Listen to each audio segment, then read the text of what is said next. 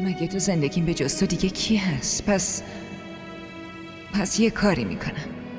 از امروز یه نذریه بزرگ گردن میگیرم. دعا میکنم که خداوند به همه آرزوهات برسونتت. موفق باشی.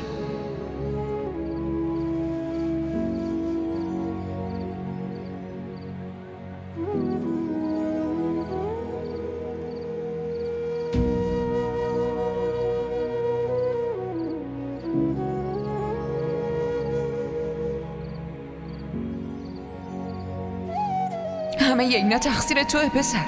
اون یه دختر معصوم و مظلوم بود که تشنه محبت بود. میخواست از تو کمک بگیره، از تو طلب عشق کرد. اما تو خیلی باهاش بد کردی.